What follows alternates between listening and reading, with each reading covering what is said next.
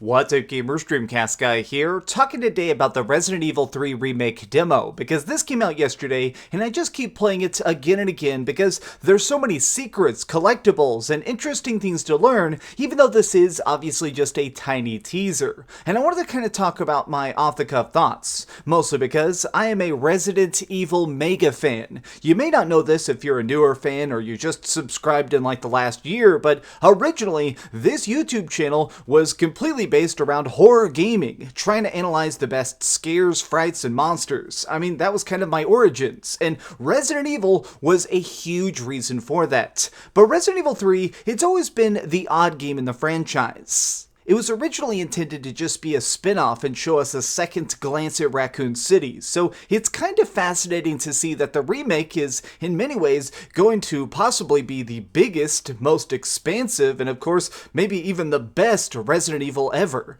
This demo is about 40 minutes long. You can beat it in like 10 minutes if you know what you're doing, but I really like it because it gives us a good chance to try out the new controls. Clearly, the biggest difference between the Resident Evil 2 remake to the Resident Evil 3 remake is going to be the action. We're getting new combat systems, the biggest thing being the dodge. This was introduced back in the day on Resident Evil 3, and it allows you to kind of skip around enemies or kind of duck under the crazy blows of Nemesis himself. Now this is pretty much mandatory. I mean, just saying this right up front, after playing the demo a couple times, I think that everybody should definitely try this out to start practicing the dodge now, because if you get hit or if you have somebody try and come and rip your throat out, these bites hurt, and there is never enough ammunition or healing items to make it where you can just play sloppy. You need to be good at this dodge, and a major reason I even downloaded this demo is to try and practice it, and I'm still pretty bad. Going against Nemesis, let's talk about him because I feel like this is the biggest thing that people are going to be either loving or completely hating.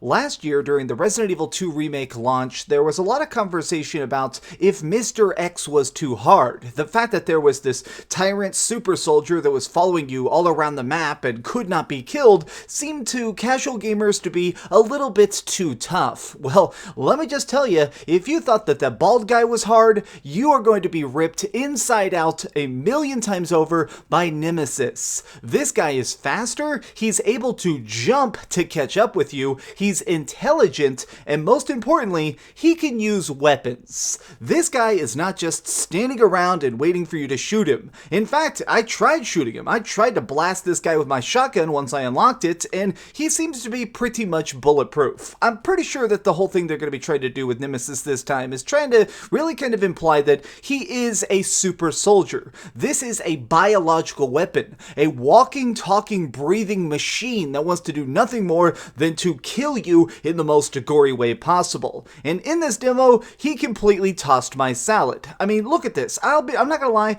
my deaths were all because of this guy. I never got cornered by the zombies or just made a careless mistake. It was only this dude who was there to try and pound me into the pavement. It's cool that Nemesis is even faster and smarter this time around, but my one gripe so far, especially with this little demo, is that I still don't exactly love how he looks. I mean, something about the idea that he is like this gooey freak, now that part's cool. I don't like that he's wearing trash bags. I mean, that's all it looks like to me, is that somebody decided to wrap a bunch of slightly melted summer heat trash bags around a dead body and now it's jumping up and walking around. It just doesn't really imply the same fear and the intelligence. When he had real clothing on, his like leather coat and stuff from the original version, it kind of implied that he was a human in some capacity, that he was reasoning and thinking, and that somebody really tried to create this. They actually made him clothes and stuff. It made it seem more like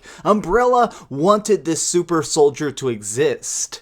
Okay, but getting past Nemesis, I want to talk more about just the graphics. This is by far the thing that I am the most in love with, and I try not to just be a dumb freaking fool and being blown away by graphics, but this game is visually stunning. The best part about Resident Evil 3 versus Resident Evil 2 is that Resident Evil 2, it took place after Racoon City is pretty much dead. I mean, the main characters show up after the zombie apocalypse has taken place, so they don't really get a chance to see too many survivors, and for the most part, the city streets are already completely demolished by explosions and barricades. Whereas Resident Evil 3, this takes place as the stuff is hitting the fan. I mean, there are still humans running around. There's still the screams and cries of people on the wind, and you still have a chance to kind of see where everything is going down. Now, we always knew that this was going to be the case, but really getting a chance to see it in all this crazy graphical fidelity, it's so realistic. I mean, this may be some of my favorite graphics ever because it's so nice that I can walk through a subway and see individual movie posters with silly memes that are referencing things like Mega Man and even trailers and stuff. And then you go right out up onto the streets itself and you can see all these fresh zombie corpses walking around trying to find somebody to feast upon. And then from there, you could do things like shoot explosive barrels and liquefy those that are nearby, or see a crashed police car and kind of wonder what all is going down. By far my favorite thing about this that I'm just never going to get over is the fact that this feels like a town. This really feels alive in such an ironic sense. A game that's filled with so many rotting corpses and undead, it has such an interesting energy to it. And so when I'm walking down the street and I see like a bunch of things just walking outside of like a liquor store, or I'm trying to just break into a random gun shop and find an extra piece of ammunition, I like that there's just so much in this that feels completely realized. And in this demo, which admittedly is a tiny taste of a bigger project, there was not a lot of boundaries. You could kind of just walk into any building, you could solve puzzles, you could read clues, open up journals. This is a surprisingly deep and meaty look at the game itself that I am definitely all-encompassing ready for. This is coming out relatively soon. I guess it's coming out in like 3 weeks, and I am definitely on board on it. I am a huge fan of Resident Evil, so of course I was going to pick this up, but I was kind of curious if they were going to find a way to make this different. It's really nice that despite the fact that this has so much new content in it, it's still, at its heart, it definitely feels like a remake. This is the original Resident Evil 3 completely redone, all the way down to things like having a reloading tool that lets you craft your own bullets, or just the tiny puzzles that are kind of tucked in the corners, to some of the even little visual gags. This is the true version of Resident Evil 3, and I'm definitely going to be picking it up. I mean, I definitely got to check this out, and I will be doing a full review when it comes out.